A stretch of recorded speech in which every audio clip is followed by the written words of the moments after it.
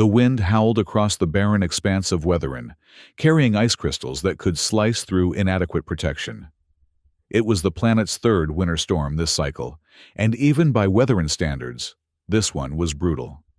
The abandoned relay station, jutting from the snow, like a metallic fungus, creaked and groaned under the assault of the elements. Inside the station, Jonas Vaughn stared at the flickering terminal screen, its dim green glow barely illuminating his weathered face. 3 winters he had endured in this isolation. 3 winters of silent conversations with machinery and memories. His patchwork cloak a testament to necessity and resourcefulness hung by the heating vent, dripping melted snow onto the metal floor. Beside it leaned his reinforced staff, more a companion than a tool at this point. Jonas ran calloused fingers through his unkempt beard, scratching absently at the scar that bisected his left cheek. The relay station had been state-of-the-art, once designed to amplify and redirect communications across Weatherin's hostile terrain. Now it was just another forgotten outpost maintained by a forgotten man. The geothermal system hummed beneath his feet, the only reliable technology left. It kept him from freezing, kept the minimal life support functioning, kept him alive when there was little reason to be. The rest of the station was a patchwork of repairs, jury-rigged solutions that would have horrified the original engineers, but had become Jonas's signature. He wasn't expecting the song. At first, he thought it was just another trick of the wind, the way it sometimes whistled through the external vents, creating ghostly melodies. But this was different. Structured, intentional, hauntingly beautiful. A lullaby carried on the merciless wind. Jonas pressed his ear against the cold metal wall, disbelieving. 3 years without a human voice other than his own, and now this. He fumbled for the external sensors, most of them damaged or unreliable, and activated the few functioning cameras. Through the swirling snow and darkness, the infrared picked up 2 heat signatures. One larger, one smaller, moving slowly, too slowly for the conditions outside. On the grainy screen, he could make out a figure trudging through knee-deep snow. The blue-skinned woman, clearly not human, carried something in her arms. No, not something. Someone. A child, bundled against her chest, barely moving. The woman's voice rose above the storm again, singing words in a language Jonas didn't understand, but with an emotion that transcended translation. A final comfort. A goodbye. Something long dormant stirred in Jonas's chest. A memory of his mother's voice, perhaps from before everything changed. Or maybe just the simple recognition of love and desperation, 2 things he understood all too well. Before he could second-guess himself, Jonas was pulling on his patchwork cloak, securing his breathing apparatus, and grabbing his staff. The station's safety protocols blared warnings as he overrode the entrance locks. The outer door hadn't been opened in 18 months. There was no reason it should open now. Except there was. The blast of cold hit him like a physical blow as he stepped outside the wind, immediately trying to push him back to safety. Snow particles stung any exposed skin, and even through his goggles, visibility was reduced to mere meters. Jonas leaned on his staff, fighting for balance in the howling maelstrom. The blue-skinned woman had stopped moving now, kneeling in the snow, still singing to the bundle in her arms. She hadn't seen him yet, focused entirely on her child. Jonas approached, slowly, not wanting to startle her. When she finally noticed his approach, her song cut off abruptly. She clutched the child tighter, eyes wide with fear and suspicion. They studied each other across 3 meters of swirling snow. "You'll both die out here," Jonas shouted over the wind, his voice rough from disuse. He gestured toward the station. "Come inside." The woman's eyes narrowed, one arm moving protectively over the child. "Why?" Her voice was melodic even in that single word, though heavy with an accent Jonas couldn't place. "Because it's cold," Jonas answered simply. "And your child needs help." The woman hesitated clearly, weighing unknown dangers against certain death. The bundle in her arms moved slightly, and something in her expression shifted. Decision made. "Lead," she commanded, struggling to her feet. Jonas nodded, and turned back toward the station, frequently glancing behind to ensure she followed. The trek back, merely 30 meters, felt like kilometers in the howling storm. At the entrance, he punched in the override codes, cursing as the door mechanism initially resisted, then reluctantly groaned open. The woman staggered inside, immediately dropping to her knees once the door sealed behind them. Jonas hurriedly adjusted the environmental controls, raising the temperature and oxygen levels. As the warming air circulated, the woman unwrapped the layers from her child. Jonas's breath caught. The child, a girl of perhaps 5 or 6 years, was clearly in distress. Her skin was a lighter blue than her mother's, almost periwinkle, with faint, phosphorescent markings along her temples. But more concerning was the jagged wound across her shoulder and chest, poorly bandaged and seeping a silvery fluid that Jonas assumed was blood. "Medical supplies," he muttered, already moving toward the storage compartments. "What happened to her?" "Hunters," the woman replied gently, stroking her daughter's face.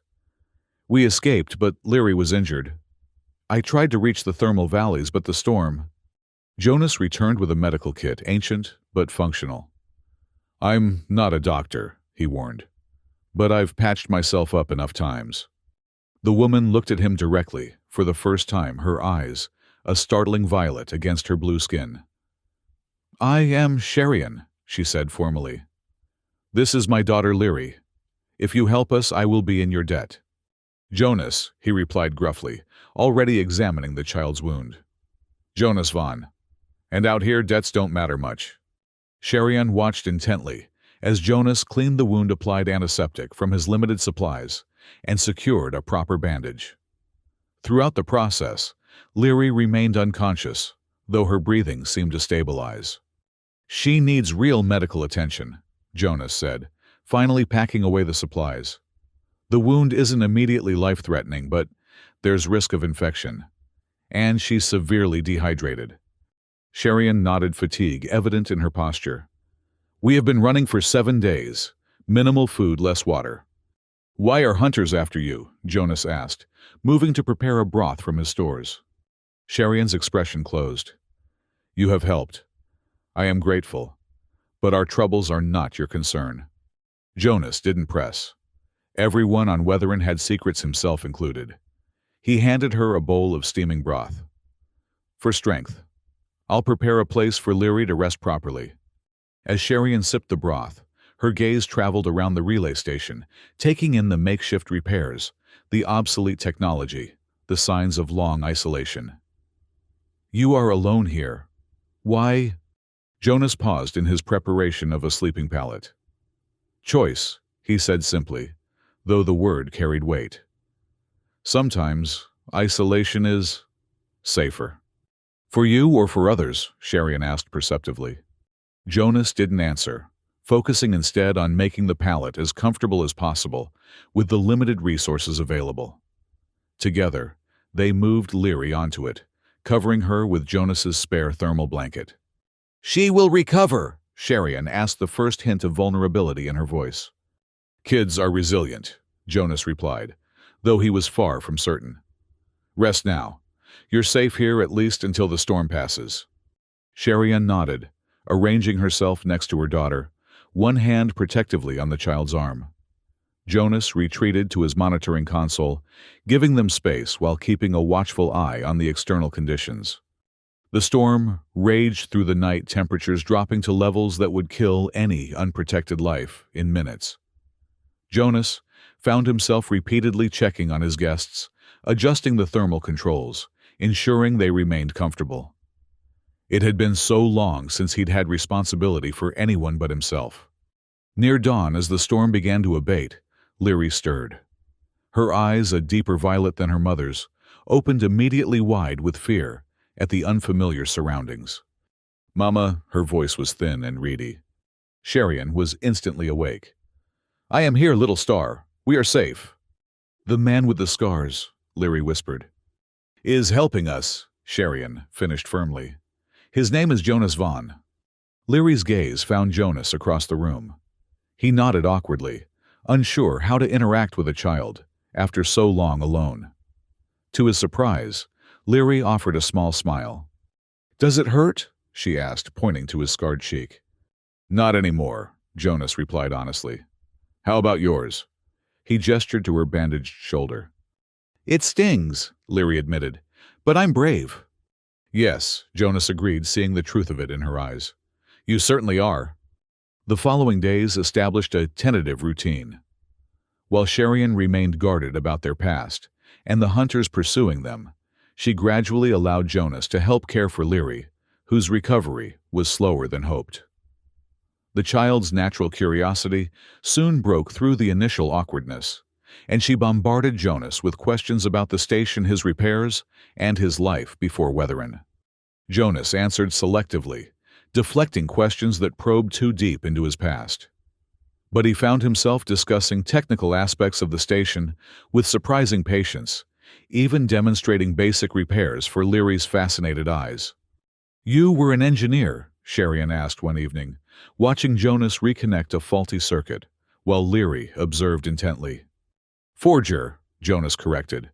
"Specialized manufacturing for specific environments.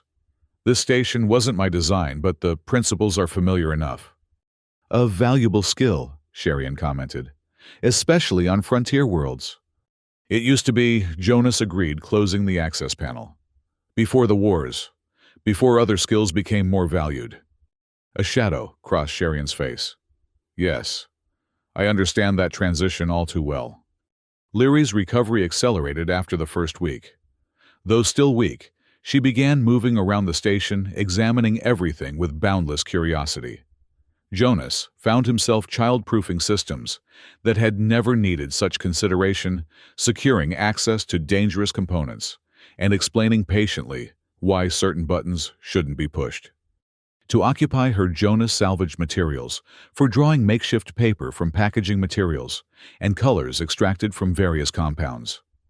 Leary took to this creative outlet with enthusiasm, filling sheets with images of blue-skinned people, fantastic creatures, and increasingly accurate renderings of the station itself. "This is Zap," she explained seriously, showing Jonas a drawing of what appeared to be a small robot with oversized eyes. "He helps people who are lost find their way home." "That's a useful function," Jonas replied, studying the drawing. "Did you have a Zap before?" Leary shook her head. "I invented him, but maybe you could make him real. You fix things." The request touched something long dormant in Jonas. "I'm not sure I can make him exactly like your drawing, but perhaps we could build something similar." Leary's face lit up, and even Sherian seemed to approve of the project. Over the next few days, Jonas salvaged components from non-essential systems, working with Leary to construct a crude but functional miniature robot. It couldn't actually guide lost travelers, but it could move light up and respond to simple voice commands enough to delight Leary. "You were kind to do this for her," Sherian said quietly, watching Leary play with the newly constructed Zap. "You didn't have to." Jonas shrugged, uncomfortable with the gratitude. "It's good for her recovery, keeps her mind active." "Is that the only reason?" Sherian pressed. Jonas met her gaze, then looked away. "It's been a long time since I built something that wasn't just about survival." Sherian nodded in understanding. "Creation for joy rather than necessity. It is a luxury many forget to value." As Leary's strength returned, Sherian began teaching her exercises, movements that seemed part meditation, part martial discipline. Jonas found himself watching these sessions with interest, recognizing structured training when he saw it. "It's not just for physical recovery," Sherian explained, catching his observation. "It is mindfulness, control, particularly important for Leary. Because of her injuries." "Because of her nature," Sherian replied cryptically. Then, after a moment's hesitation, "She is what our people call an anomaly." Jonas frowned. "What does that mean?" Sherian glanced at Leary, ensuring she was absorbed in her play with Zap, before continuing. "I was a memory bearer for my people. We preserve history, experience, knowledge. It is considered an honor. Like historians. More intimate than that. We don't just record, we experience, we contain. Through technological and biological means, We carry the memories of others within us, the most important memories of our civilization.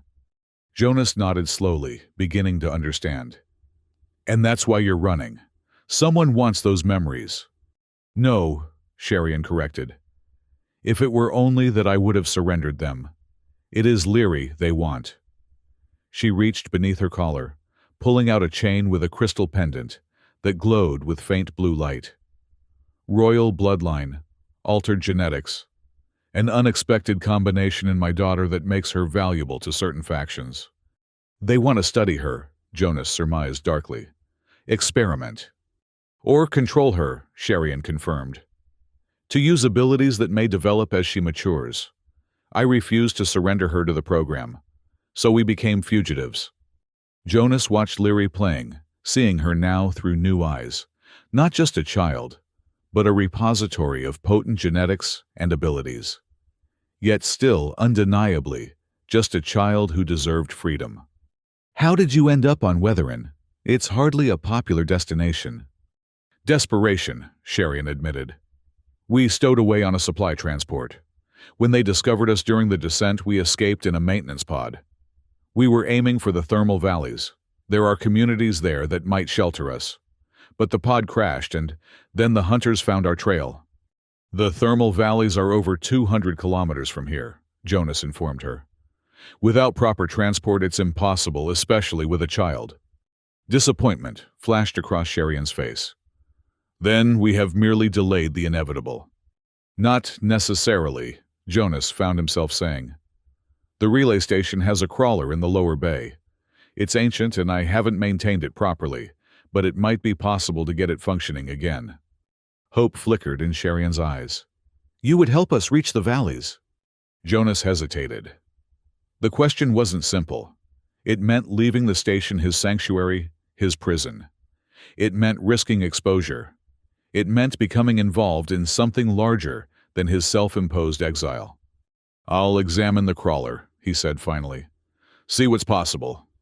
The lower bay was as he'd left it years ago, cold, dark, and neglected. The crawler sat like a hulking fossil, dust-covered and silent. Jonas spent the next few days assessing its condition, identifying critical systems that would need repair, and salvaging parts from non-essential station systems. Leary often joined him, handing him tools, asking endless questions, and occasionally making surprisingly insightful suggestions. She had an intuitive understanding of mechanical relationships that reminded Jonas of himself at a similar age. Were you always a fixer of things? She asked one afternoon, perched on a crate while Jonas reconnected fuel lines. I suppose so, he replied. Even as a child, I was curious about how things worked. My father was a builder too, Leary said casually. At least that's what Mama says. I don't remember him. Jonas glanced at her. What happened to him? He gave his memories to the collectors. Then his body failed. Leary stated this matter-of-factly, without evident distress. Mama says, some of him lives in the bearing crystals now. I'm sorry, Jonas offered awkwardly. Leary shrugged. It's okay. Mama says we carry people with us even when they're gone. She looked at Jonas curiously. Who do you carry? The question struck deeper than the child could know. Jonas busied himself with the fuel lines, avoiding her gaze. Many people, he said finally. Some I would rather forget. Leary seemed to sense his discomfort. She hopped down from the crate and patted his arm. Maybe Zap can help you find them again, the good ones. Jonas managed a smile. Maybe he can. The work on the crawler progressed steadily, but not without setbacks. Critical components had degraded beyond repair, forcing Jonas to design alternatives from available materials. Sherian proved surprisingly knowledgeable about certain systems, her memory-bearer training providing insights that complemented Jonas's practical experience. As they worked together, the initial awkwardness between them gradually gave way to a functional partnership. Sherian remained guarded about certain aspects of her past, but she began sharing stories of her people's culture, their art forms, their philosophy of memory preservation. In turn, Jonas found himself revealing small fragments of his own history, his apprenticeship as a forger on Earth, his work on terraforming equipment for frontier worlds, his gradual disillusionment with the direction of human expansion. "You chose exile," Sherian observed one evening as they shared a sparse meal. "There is guilt in that choice." Jonas didn't deny it. "I built things that were repurposed, weapons that killed worlds, not just people. You did not intend this outcome." "Intention doesn't matter much to the dead," Jonas replied bitterly. "I could have spoken out. I could have sabotaged the projects. Instead, I ran." "To punishment," Sherian gestured around at the isolated station. "Self-imposed." Jonas had no answer for that truth. As weeks stretched into a month, the relay station underwent a subtle transformation. Leary's drawings adorned walls that had previously held only functional schematics. The common area, once sparse and utilitarian, now contained a makeshift play area for Leary and her ever-evolving Zap robot. Meals became communal rather than functional necessities. Gradually, almost imperceptibly, the station began to feel less like a place of exile, and more like something Jonas had never expected to find again a home. The crawler, too, was transforming under their combined efforts. What had been a rusting hulk was slowly becoming a potential vehicle for freedom. Jonas estimated another 2 weeks of work before it might be operational enough for the journey to the thermal valleys. They were in the lower bay Sherian, adjusting the crawler's navigation system, while Jonas worked on the environmental controls when the first tremor shook the station. Dust sifted down from overhead supports. Equipment rattled on shelves. Jonas and Sherian exchanged alarmed glances. Subsurface shift. Jonas explained, already moving toward the monitoring equipment. "They happen occasionally, usually minor." But even as he spoke, a second tremor hit stronger, more sustained. A support beam groaned ominously above them. "Leary." Sherian gasped, abandoning the crawler and racing toward the access ladder. They found Leary in the common area, frightened but unhurt, clutching Zap to her chest. "The floor is angry," she whispered as Sherian gathered her close. "Not angry, little star," Sherian soothed. "Just moving. Like our exercises, sometimes stretching after being still too long." Jonas checked the seismic monitors, his concern growing. "This is unusual. The frequency is increasing, not decreasing." A third tremor struck before he finished speaking, violent enough to knock Leary off her feet despite Sherian's protective embrace. Warning lights flashed across control panels. A horrific metallic screech echoed through the station as external support structures began to fail. The geothermal system, Jonas realized with dawning horror. Something's wrong with the core taps. He punched commands into the console, accessing subsurface scans. "There's massive pressure building in the main shafts. If it reaches the station level..." The next tremor answered his unfinished thought, throwing all three of them to the floor as lights flickered and died. Emergency illumination kicked in, bathing everything in eerie red light. A distant explosion shook the foundations of the station. "We need to leave," Jonas shouted over the growing cacophony of structural failure. "Now..." "The crawler isn't ready," Sherian protested, helping Leary to her feet. "It's our only chance," Jonas insisted. "Grab what you can carry. Food, water, medical supplies. I'll prep the crawler for emergency launch." As Sherian gathered essential supplies, Jonas rushed back to the lower bay, frantically completing emergency bypasses to the crawler's critical systems. It wouldn't be comfortable or efficient, but it might get them to safety. The tremors continued increasing in both frequency and intensity. By the time Sherian arrived with Leary and their meager supplies, portions of the ceiling had collapsed in the main corridor, and acrid smoke was filling the lower levels. "The geothermal system is rupturing," Jonas explained, helping them load supplies into the crawler. "When it goes, this entire station will collapse into the sinkhole. We have minutes, not hours." Leary clutched Zap tightly, wide-eyed with terror, but remarkably composed. "Is the station dying?" she asked. "Yes," Jonas answered honestly, securing her in the passenger compartment. "But we're not going to die with it."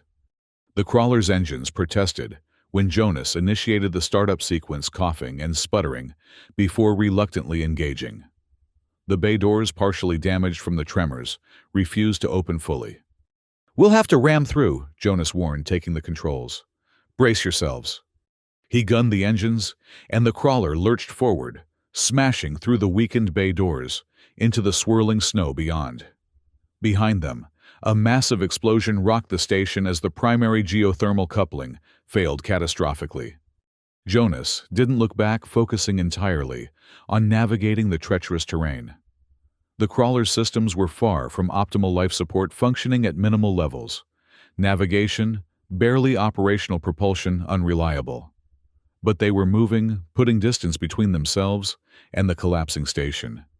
Through the rear viewports, Sherian and Leary watched in stunned silence as the relay station, Jonas's home for 3 long years, imploded in a spectacular eruption of steam, snow, and debris.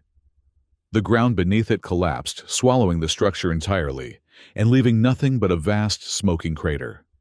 "Your home," Leary whispered, placing a small hand on Jonas's arm. "I'm sorry." Jonas shook his head. "Just a place," he said, surprising himself with how true it felt. What matters got out. For hours, Jonas guided the crawler through Weatherin's brutal landscape, fighting against systems that threatened to fail with each passing kilometer. The navigation system eventually gave out entirely, forcing him to rely on dead reckoning and the occasional glimpse of stars when the clouds briefly parted. "You know the way to the thermal valleys?" Sherian asked, concern evident in her voice. "Approximately," Jonas admitted. "There are marker beacons if we can get close enough." They continued through the night, the crawler's laboring engines, a constant reminder of their precarious situation. Twice, they had to stop to make emergency repairs when critical systems failed. The second time, with external temperatures plummeting to lethal levels, Leary developed a concerning bluish tinge, even to her already blue skin. "She needs warmth," Sherian said urgently, holding her daughter close. Jonas stripped off his outer garments, adding them to the cocoon around Leary. "The thermal valleys aren't far," he assured them, though he was far from certain. "Maybe 30 kilometers. If we can keep the crawler moving until dawn." Sherian met his gaze, a silent understanding passing between them. They would keep moving, or they would die trying. There was no middle ground, no fallback position. This journey, begun when Jonas first heard Sherian's lullaby through the storm, would end in either salvation or oblivion. Dawn broke with unexpected clarity, the storm finally exhausting itself. And with the improved visibility came confirmation of Jonas's navigation. The first marker beacon to the thermal valleys glowed faintly in the distance. "There!" He pointed, relief flooding through him. "That's the outer perimeter marker. The valleys are just beyond the next ridge." The crawler, as if sensing the proximity of their goal, chose that moment for a catastrophic engine failure. Alarms blared as the propulsion system shut down entirely. "No," Jonas growled, frantically trying to restart the engines. "Not now. Not when we're this close." Sherian placed a steadying hand on his arm. "We can walk from here," she said with quiet determination. "We've come too far to stop now." The temperature outside was brutally cold, but not instantly lethal, with proper protection. Jonas distributed their remaining emergency gear, ensuring Leary was bundled most securely. Then, with the marker beacon as their guide, they set out on foot for the final leg of their journey. The trek was arduous. Wind-sculptured snow formations made each step a challenge. Leary, still weak from her injuries, and the cold, needed to be carried for stretches. They took turns, Jonas and Sherian, sharing the burden without complaint or comment. It was Leary who spotted the change first. "The snow is different," she observed, pointing ahead. "It looks dirty." "Not dirty," Jonas corrected, hope surging. "That's ash mixed with the snow. Volcanic ash from the thermal vents." As they crested the final ridge, the thermal valleys spread before them, a network of steaming fissures and geothermal pools, surrounded by patches of hardy moss and lichen that thrived in the unique microclimate. In the distance, structures were visible the communities Sherian had mentioned built to harness the natural heat and resources. "We made it!" Sherian breathed, tears freezing on her cheeks. "Leary, look, our new home." Leary, perched on Jonas's shoulders, took in the view with wonder. "It's beautiful," she declared. "Like your drawings, Vaughn." Jonas stilled at the name, not his full name, but the shortened version that Leary had taken to using over the past weeks.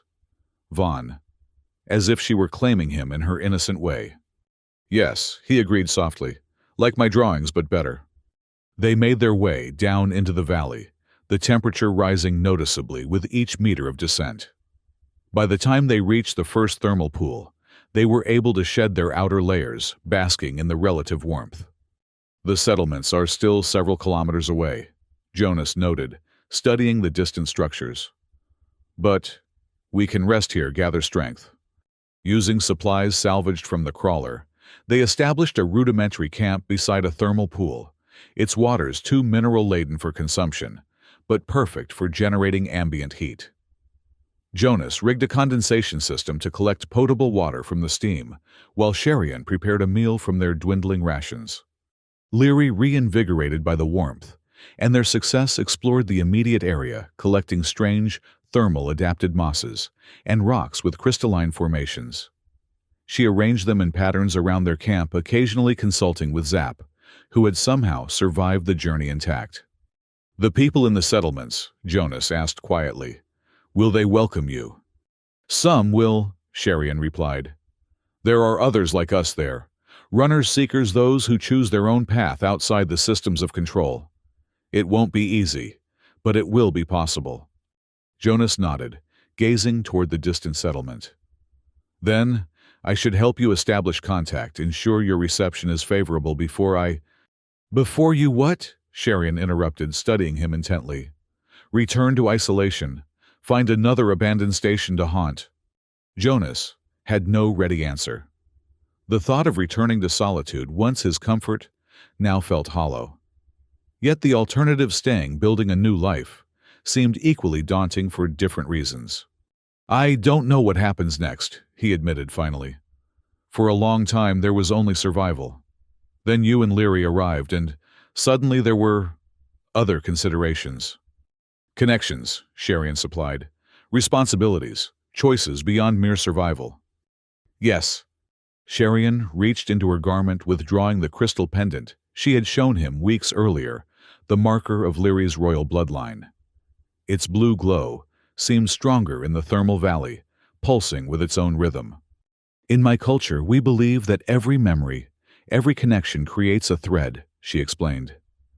"These threads bind us, form patterns, create a tapestry that stretches beyond individual lives." She held up the crystal.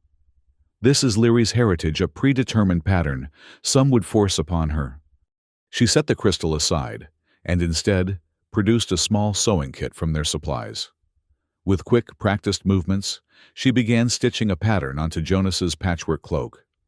"But there are other threads," she continued, working the needle with precision. "Threads we choose, connections we forge by will, rather than circumstance." Jonas watched as a symbol took shape on his cloak, an abstract representation of three figures connected by flowing lines. It was reminiscent of Leary's drawings, yet executed with the skill of an experienced hand. "What is it?" he asked. "Us," Sherian answered simply, "as we are now by choice, not by blood or duty or prophecy or guilt, by choice." Leary bounded back to their camp arms, full of her collected treasures. "Look what I found! Zap says these rocks can sing if you heat them just right." "Show us," Sherian encouraged, completing the final stitch on Jonas's cloak. As Leary arranged her geological finds near the thermal vent, her face alight with discovery and joy. Jonas felt something shift within him, a weight lifting, a possibility opening. Not redemption exactly. That would be too simple, too complete. But perhaps a step toward it. "Vaughn," Leary called eagerly. "You have to hear this one. It sounds like Mama's lullaby." "I'm coming," he replied, rising to his feet. He donned the cloak with its new emblem, the symbol of a family formed against all odds in the most hostile of environments. A family chosen, not given. Sherian stood beside him, watching her daughter arrange the singing stones. "So," she said quietly, "what happens next?" Jonas looked at the emblem on his cloak, then at Leary, then finally at Sherian. "We build something new," he said. "Together." In the distance, the settlement's lights began to glow as darkness fell across the thermal valley. Above them, Weatherin's twin moons rose, casting silver light across the steaming landscape. And around their small camp, a family unexpected, unplanned, yet undeniably real gathered, close against the encroaching night. Leary laughed as one of her stones produced a particularly melodious tone when heated. Sherian began to sing along the same lullaby that had first carried across the storm to Jonas's lonely station. And Jonas, after a moment's hesitation, added his own voice to the harmony, uncertain at first, then with growing confidence. The song rose above the thermal valley, carried on warm updrafts into the cold sky above. Not a farewell this time, but a beginning. Not an ending, but a promise. The promise of footsteps in the snow, leading not away into oblivion, but toward a future none of them could have imagined alone.